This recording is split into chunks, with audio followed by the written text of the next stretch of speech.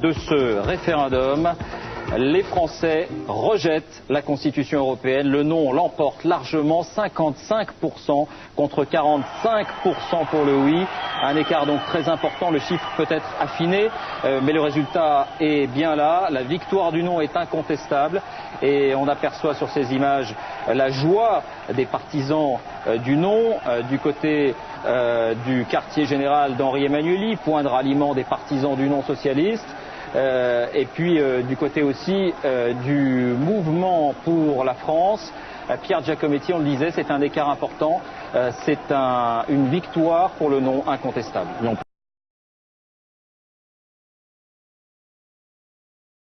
Ce soir, le traité de Lisbonne est signé. Qu'est-ce que vous dites? C'est une forfaiture? C'est une traîtrise? C'est une... Bien évidemment, M. Sarkozy a trompé le peuple français. Il a parlé d'un mini-traité, une petite souris qui passerait par un petit trou. C'est en réalité l'intégralité de la Constitution européenne. Le fond de l'affaire, c'est que la démocratie est bafouée. Et j'appelle à la résistance les parlementaires, mais aussi les citoyens français qui doivent faire pression sur leurs députés pour que ceux-ci ne couvrent pas ce qui est une véritable forfaiture. Il est vrai que dans cette Europe intégrée, comme on dit, il n'y aurait peut-être pas de politique du tout. Ça simplifierait beaucoup les choses. Et puis, en effet, dès lors qu'il n'y aurait pas de France, pas d'Europe, qu'il y aurait une politique, faute qu'on puisse en imposer une à chacun des 6 États, on s'abstiendrait d'en faire. Mais alors, peut-être tout ce monde se mettrait à la suite de quelqu'un du dehors et qui, lui, en aurait une. Il y aurait peut-être un fédérateur, mais il ne serait pas européen.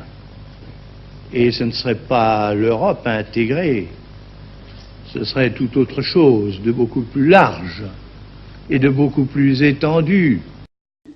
Il me faut dire avec beaucoup d'autres, au nom de beaucoup d'autres, qu'il est bien temps de saisir notre peuple de la question européenne. Car voilà maintenant 35 ans que le traité de Rome a été signé et que d'acte unique en règlement, de règlement en directive, de directive en jurisprudence, la construction européenne se fait sans les peuples, qu'elle se fait en catimini, qu'elle se fait dans le secret des cabinets, dans la pénombre des commissions, dans le clair-obscur des cours de justice. Voilà 35 ans que toute une oligarchie d'experts, de juges, de fonctionnaires, de gouvernants prend au nom des peuples, sans en avoir reçu mandat, des décisions dont une formidable conspiration du silence dissimule les enjeux et minimise les conséquences. La logique du processus, de l'engrenage économique et politique mise au point à Maastricht est celle d'un fédéralisme au rabais, fondamentalement antidémocratique, faussement libéral, résolument technocratique. L'Europe qu'on nous propose n'est ni libre, ni juste, ni efficace. Elle enterre la conception de la souveraineté nationale et les grands principes issus de la Révolution. 1992 est littéralement l'anti-1789. Mais il est des moments où ce qui est en cause est tellement important que tout doit s'effacer. Et je ne parle pas ici au nom d'une France contre l'autre, car dès lors qu'il s'agit de la France, de la République et de la démocratie, il ne peut pas être question de la droite et de la gauche. Ce qui est en jeu est au-delà des partis, au-delà des clivages les plus naturels, au-delà des oppositions les plus légitimes, au-delà des querelles les plus anciennes, puisque l'enjeu n'est rien de moins que notre communauté de destin.